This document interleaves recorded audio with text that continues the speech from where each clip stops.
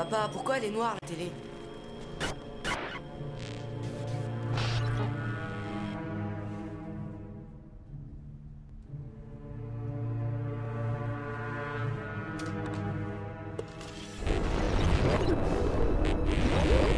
Bonsoir, Londres.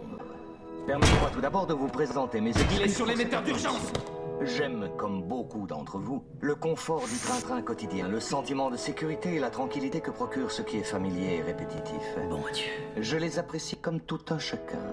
Mais dans cet esprit de commémoration qui prévoit que les événements importants du passé, habituellement associés à la mort d'un individu ou à la fin de quelque horrible bataille sanguinaire, soient célébrés par de sympathiques congés, j'ai pensé que nous pourrions célébrer ce 5 novembre, jour hélas oublié, en consacrant un court instant de notre vie quotidienne à nous asseoir et à bavarder un peu. Il existe bien sûr des personnes qui ne veulent pas que nous parlions. Laissez-moi réfléchir. Je soupçonne qu'en ce moment même, des ordres sont aboyés dans des téléphones et que des hommes armés vont bientôt se mettre en route. Le chancelier Settler. Merde. Pourquoi? Parce que même si on peut substituer la matraque à la conversation, les mots conserveront toujours leur pouvoir. Les mots sont le support de la compréhension et pour ceux qui les écouteront, l'énonciation de la vérité. Et la vérité, c'est que quelque chose va très mal dans ce pays, n'est-ce pas? C'est vous qui l'avez conçu, vous la vouliez indéréglable. Vous m'avez dit toutes les télés de Londres. Cruauté et injustice, intolérance et oppression.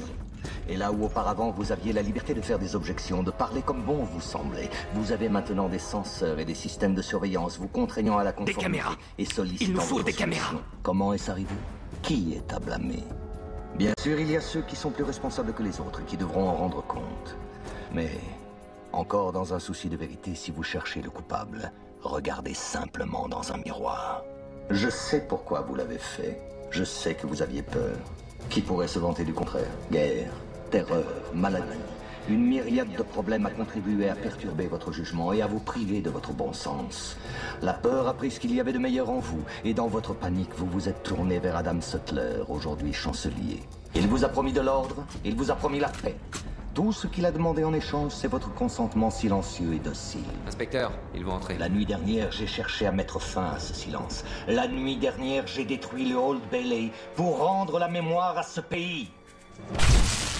Il y a plus de 400 ans, un grand citoyen a voulu ancrer à jamais le 5 novembre dans nos mémoires.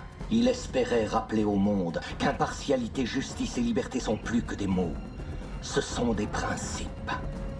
Alors si vous n'avez rien vu, si vous ignorez toujours les crimes de ce gouvernement, je vous suggère de ne pas commémorer le 5 novembre. Mais si vous voyez ce que je vois, si vous ressentez ce que je ressens, si vous désirez ce que je désire, alors rangez-vous à mes côtés, dans un an à compter d'aujourd'hui, devant les grilles du Parlement, et ensemble, nous leur offrirons un 5 novembre gravé à jamais dans les mémoires.